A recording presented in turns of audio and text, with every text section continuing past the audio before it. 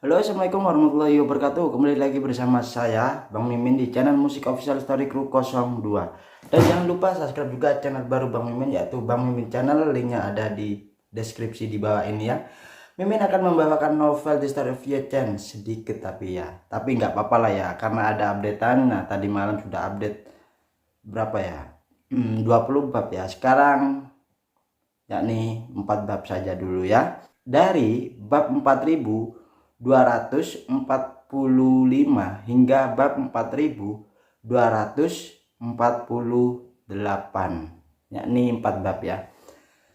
Bab 4245. Qian Fei Yun juga mencoba mencari cara untuk membujuk Fei Haiyong untuk menyerah.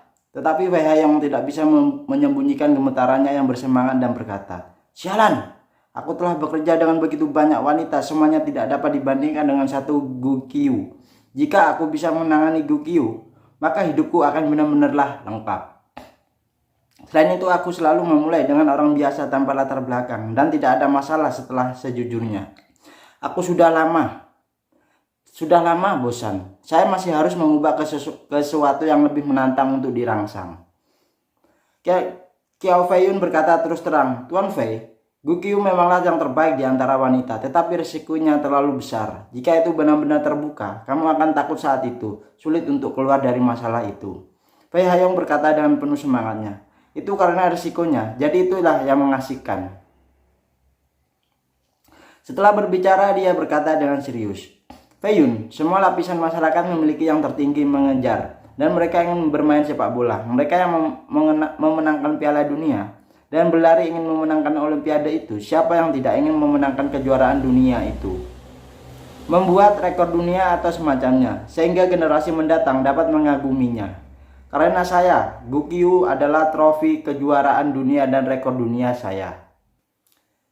Setelah jeda, Fei Haiyong berkata lagi, "Gu Qiu akan pensiun dari industri hiburan. Ini adalah tur perpisahan terakhir kalinya sebelum peluncurannya, dan juga terakhir kali dia muncul di mata publik sebagai bintang. Ya, dia benarlah memilih New York sebagai pemerhatian pertamanya. Ini adalah takdir, bahkan Tuhan memberiku kesempatan. Bagaimana bisa aku tidak menerimanya dengan baik?" Fei Haiyong ingin untuk mengatakan sesuatu. Fei Haiyong semakinlah bersemangat. Dia tidak bisa menahan kegembiraannya dan berkata sambil tersenyum, "Jika saya bisa mendapatkan Gu Qiu kali ini, saya pasti akan merekam seluruh proses dan merekam semua detailnya. Setelah saya mati, saya akan mempublikasikan ke publik dan memberitahu dunia. Ketahui sisi lain saya. Hahaha. Saya khawatir saya akan berada di halaman depan dunia selama beberapa bulan berturut-turut." Qiao Fei Yun telah memeras otaknya untuk iblis-iblis ini selama bertahun-tahun. Di masa lalu dia bahkan takut bahwa iblis-iblis ini tidak cukup jahat dan tidak bisa melepaskannya. Jadi dia mencoba segala cara untuk merangsang sifat brutalinya dan haus darah di tulang mereka, dan membiarkan mereka pergi lebih jauh dan lebih jauh di jalan kesenangan mereka. Terus terang, dia adalah pelatih yang mengelola iblis. Tetapi pada saat ini, ketika dia mendengar serangkaian kata-kata berani Fei Haiyong, dan dia tiba-tiba takut. Dia takut bahwa psikologi sesaat Fei Haiyong dalam mengejar stimulasi yang lebih tinggi akan menyeret dirinya ke dalam air suatu hari nanti. Tetapi meskipun dia takut, dia masih tidak berani untuk tidak mematuhi Fei Haiyong dalam menghadapi masalah internal dan eksternalnya. Dalam situasi ini, dia hanya bisa melakukan segala kemungkinan untuk mengikat dengan Fei Haiyong dan kemudian mengikutinya sampai ke dunia hitam. Selain itu, dia berpikir bahwa dia baru saja meninggalkan Sydney untuk beristirahat dari pusat perhatian. Jadi New York ternyata menjadi tempat yang sangat baik. Memikirkan hal ini, dia menggertakkan gigi dan menyerah dan berkata, "Tuan Fei, saya akan merencanakan masalah ini dengan hati-hati, dan saya harus merumuskan rencana yang benar-benar komprehensif. Dan suatu rencana tidak cukup, harus ada setidaknya satu atau dua rencana, serangkaian alternatif dan rencana darurat, rencana A dan rencana B." Fei Haiyong segera tersenyum puas ketika mendengar ini. Fei Yun, dengan kecerdikanmu, masalah ini pasti akan selesai." Qiao Fei Yun buru-buru berkata, "Ngomong-ngomong Tuan Fei, saya baru saja berencana pergi ke New York untuk bersantai hari ini. Jika Anda punya waktu, kita dapat bertemu ini sangatlah sulit. Dan hanya ada 10 hari lagi, jadi kita harus membuat semua persiapan terlebih dahulu." Wei Hayong mendengar bahwa Keo Fei-yun berencana datang ke New York untuk bersantai-santai dan urusan Gu Qiu membuatnya bermimpi. Jadi dia berkata tanpa ragu, "Jika kamu datang ke New York untuk bersantai, tinggallah di rumahku. Kita berdua bertemu dan dengan baik mari kita bicara." Ketika Qian Fei-yun mendengar ini, dia sangatlah gembira. Apa yang dia pikirkan adalah bahwa Wei Hayong akan tinggal di rumah selama beberapa hari di keluarga Fei. Memiliki rumah besar di New York dengan keamanan yang ketat dan tinggal di sana pasti akan memastikan keamanannya. Namun tidak mudah baginya untuk membuat permintaan seperti itu. Bagaimanapun bagi Wei Hayong, dia adalah orang yang berspesialis dalam pekerjaan kotor. Jadi dia sangatlah jelas bahwa sebagian besar waktu Wei Hayong berada dalam kehidupan normal. Jaga jarak tertentu dari diri Anda sendiri. Untungnya Wei Hayong sekarang hanya berpikir untuk mendapatkan Gu Qiu. Mendengar bahwa Keo Fei-yun akan datang ke New York, dia secara alami ingin tinggal di rumahnya sehingga keduanya dapat mendiskusikan masalah ini dan rencana yang akan mereka rencanakan. Jadi Keo Fei-yun berkata tanpa ragu-ragu, "Oke, karena itu masalahnya, maka saya akan terbang sesegera mungkin setelah saya siap." Wei Hayong juga sangatlah menarik dan berkata, "Beritahu saya sebelum Anda lepas landas dan saya akan meminta kepala pelayan untuk menjemput Anda di bandara." "Oke Tuan, saya telah membuat Anda khawatir." Qian Fei-yun berterima kasih padanya dan menutup telepon. Dan kemudian segera memanggil asistennya dan menginstruksikan, "Beritahu kru bersiap-siap, saya akan pergi ke New York." Asisten mencoba dia menunjuk mayat Qian Fei-yun dan bertanya dengan suara rendah, "Tuan muda, sekarang pergi ke New York. Apa yang akan terjadi pada yang tuan ketiga ini, pemakaman tuan muda?"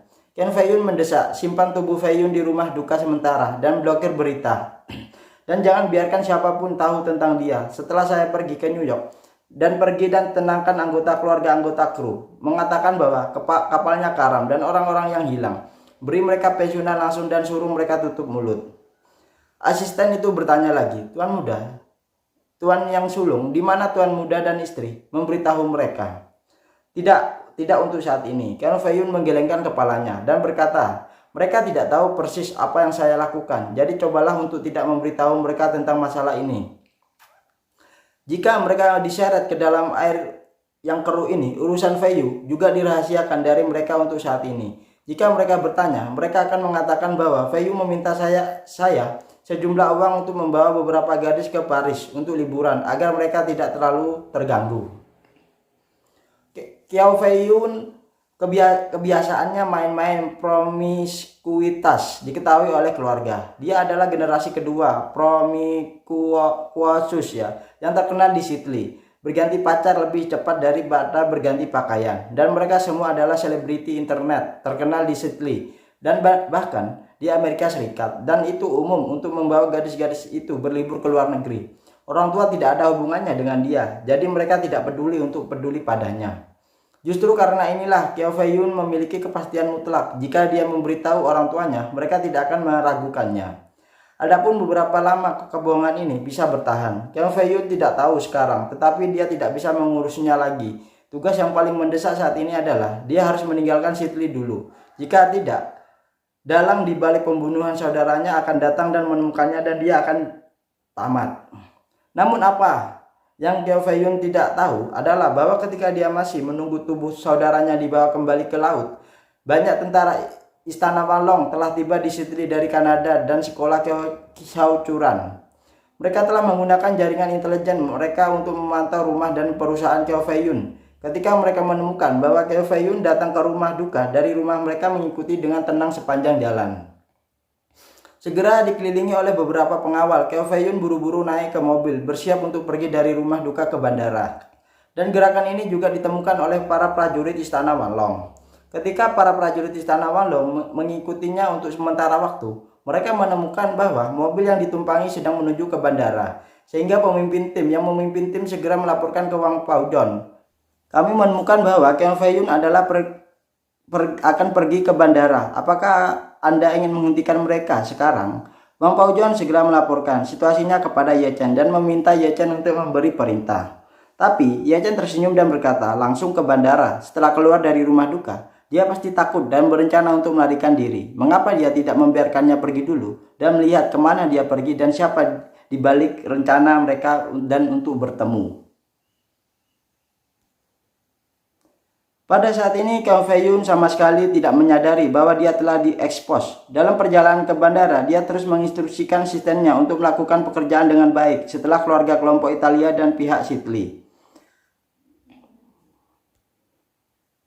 Asisten mencatat satu persatu dan dengan cepat bertanya lagi, "Tuan, haruskah kita mengirim seseorang untuk ke Vancouver untuk menyelidiki gadis-gadis tadi malam dan melihat apa yang mereka lakukan sekarang? Mungkin dalang di balik layar ada hubungannya dengan mereka." Jangan.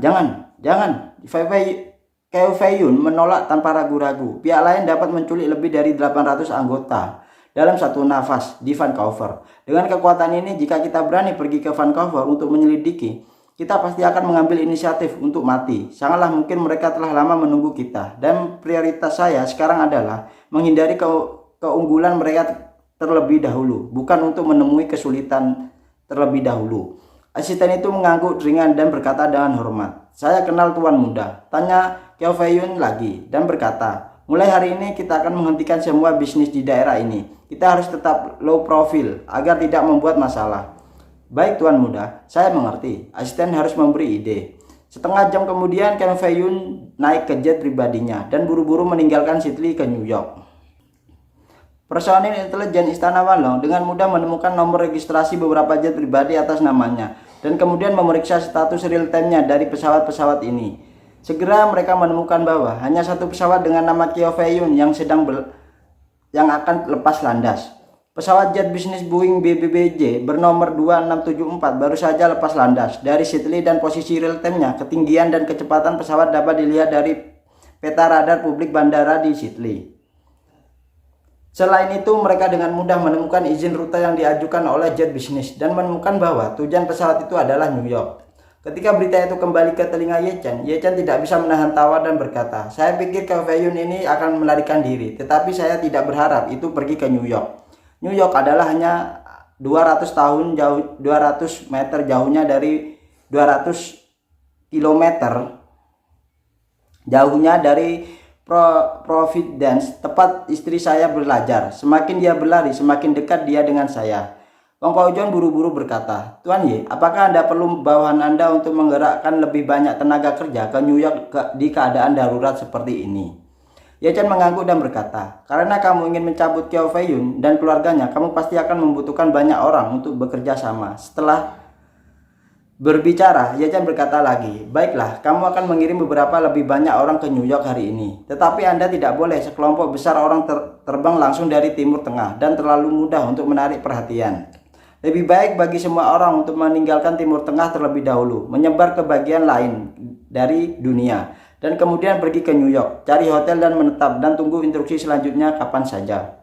Wang Paojon segera berkata dengan hormatnya, "Oke Tuan Ye, bawahan Anda akan melakukan perintah dari Anda dan mengirim 1000 elit dan membiarkan mereka tiba di New York satu demi satu dalam 3 hari ke depan sesuai dengan permintaan Anda." "Oke." Ye Chen tersenyum sedikit dan berkata, "Sangat ramah bagi saya untuk memilih medan perang di New York. Saya hanya punya waktu sebulan lagi, jadi saya bisa bermain dengan mereka." Wang Paojon mengangguk dan bertanya lagi, "Tuan, saya juga berencana untuk pergi ke New York untuk menunggu instruksi Anda berikutnya. Kapan saja, bagaimana menurut Anda?" Ye Chen bertanya kepadanya, "Akankah ada masalah dengan identitas Anda pergi ke Amerika Serikat ketika Anda datang ke Amerika Serikat? Biro Keamanan Dalam Negeri negara pasti akan sangatlah gugup, kan?" "Tidak," Wang Paojon berkata dengan percaya diri. "Saya memiliki beberapa identitas hukum Amerika Serikat dan salah satunya adalah eksekutif Tiongkok Raya dari perusahaan yang didanai Amerika Serikat. Perusahaan ini diinvestasikan oleh Wang Longdian yang penanggung jawab juga anggota Istana Wanlong. Dan detail identitas ini juga sangatlah realistis, jadi dia tidak akan ada masalah." "Oke, kalau begitu." Ye Chen mengangguk dan berkata, "Jika itu masalahnya, maka kamu juga bisa pergi ke New York dan tunggu aku di New York." Setelah merumuskan ini, Ye Chen melihat waktu dan berkata kepada Bibi Li dan mereka bertiga, "Bibi Li, Chauvin, dan Claudia, aku harus kembali ke Amerika Serikat dulu. Kanada harus aman untuk sementara waktu, dan di sana juga ada tentara Wanlong yang diam-diam melindungimu di sini. Kalian bertiga hanya bekerja dengan hidup normal dan kamu tidak perlu khawatir tentang hal lain. Bibi Lee mengangguk dan berkata, "Ye Chen, cepatlah kembali dan temani Curan. Dia adalah seorang gadis. Saya pasti akan merasa sedikit tidak nyaman di negara asing sendirian." Ye Chen sedikit mengangguk dan berkata, "Ketika saya benar-benar menyelesaikan masalah ini, saya akan mengatur seseorang untuk menjemput kalian bertiga kembali ke Jinling. Makanan, pakaian, perumahan, dan transportasi di Jinling telah diatur."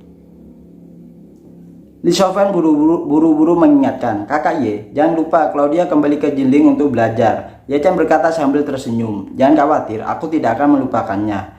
Ye Chen mengucapkan selamat tinggal kepada Bibi Li Shofeng dan Claudia satu persatu dan bergegas ke bandara dan terbang kembali ke kota Providence sebelum lepas landas. Ye Chen menelpon Xiao Churan dan bertanya tentang situasinya di Providence. Xiao Churan mengatakan bahwa semuanya baik-baik saja dan kemudian bertanya kepada Ye Chen dengan prihatinnya, "Suamiku, masalah Shofeng telah diselesaikan, ya kah?" Sambil tersenyum, sudah terpecahkan. Beberapa preman telah memikirkan Shofeng. Salah satu teman Shofeng meminta saya untuk membantu saya telah menyelesaikan semua masalah dan Shofeng tidak menghadapi bahaya apapun. Jangan terlalu khawatir." Xiao Churan akhirnya menghela nafas lega dan berkata, "Tidak apa-apa, saya khawatir tadi malam dan tidak bisa tidur nyenyak sepanjang malam. Saya ingin menelpon Anda untuk menanyakan situasinya, tetapi saya khawatir itu akan menunda bisnis Anda." Ye Chen buru-buru berkata, "Tidak apa-apa sekarang, saya sudah tiba di bandara, pesawat akan segera lepas landas, dan perkirakan akan mendarat dalam 4 jam lagi." Xiao Churan bertanya dengan penuh semangatnya, "Iyakah?" Dan buru-buru bertanya, "Bisakah Shofeng pergi dengan percaya diri? Jika ini benar-benar tidak berhasil, undangan mereka ke Amerika Serikat terlebih dahulu." Ye Chen tersenyum dan berkata, "Masalah di sini telah terpecahkan. Saya juga meminta pelanggan untuk membantu saya menemukan beberapa koneksi lokal dan meminta mereka untuk membantu merawat Shofeng dan Bibi Lee. Mereka pasti akan baik-baik saja. Jadi saya juga bisa tidak khawatir dan kembali untuk menemanimu." Xiao Churan santai dan berkata dengan tergesa-gesa, "Bagus sekali. Ini sudah lewat jam 5 sore di sini dan mungkin sudah lewat 9 ketika lampu mendarat. Aku akan menjemputmu di bandara." Ye Chen buru-buru berkata, "Tidak, aku akan menyetir mobil ke bandara. Bagaimana caramu menjemputku? Kamu bisa menungguku di hotel dengan tenang. Aku akan menyetir sendiri. Dan segera setelah aku turun dari pesawat dan kembali ke hotel." Xiao Churan berkata dengan lembut, "Baiklah, kalau begitu aku akan menunggumu di hotel." Setelah hampir 4 jam, penerbangan pesawat Ye Chen akhirnya mendarat tiba di Providence Grand Airport. Ketika ketinggian pesawat turun di bawah 1000 meter, ponsel Ye Chen mencari sinyal ponsel dan kemudian serangkaian pesan WeChat yang pesan teks untuk panggilan tak terjawab muncul dalam sekejap. Dia pertama kali memeriksa pemberitahuan panggilan tak terjawab dan menemukan bahwa Gu Qiu adalah orang yang menelpon. Dan hal yang sama berlaku untuk WeChat. Dia berpikir bahwa Gu Qiu memiliki sesuatu yang mendesak untuk menemukannya, jadi dia bergegas kembali padanya. Segera setelah panggilan dilakukan, Gu Qiu bertanya dengan tergesa-gesa di sana, "Kakak Ye, apa yang kamu lakukan? Aku sudah lama tidak menghubungimu." Ye Chen berkata dengan santainya, "Aku ada di pesawat, baru saja aku mendarat dan baru saja mendapatkan sinyal. Ada apa? Apakah ada sesuatu yang mendesak untuk menemuiku?" Gu Qiu berkata sambil tersenyum, "Tidak ada yang mendesak, kakak. Saya hanya ingin memberitahu Anda bahwa ada perubahan baru pada rencana tur Amerika Utara saya." "Perubahan baru?" Ye Chen kaget. "Apa yang terjadi?" Gu Qiu tersenyum dan berkata, "Saya hanya menyesuaikan urutan pertunjukan dan waktu. Bukankah itu direncanakan untuk pergi ke Kanada dulu? Setelah tur di beberapa kota besar di Kanada, saya akan pergi ke Amerika Serikat. Sekarang sudah berubah ganti. Cek, pergi ke Amerika Serikat dulu, lalu ke Kanada." Setelah berbicara, Gu Qiu berkata lagi, "Ngomong-ngomong, pemberhentian pertama saya adalah di Amerika Serikat, yakni di New York." Nah, itu ya untuk bab The Story of Ye Chen, bab 4 bab ya, dari bab 4245 hingga bab 4248. Terima kasih saya ucapkan wabillahi taufiq wal hidayah. Wassalamualaikum warahmatullahi wabarakatuh.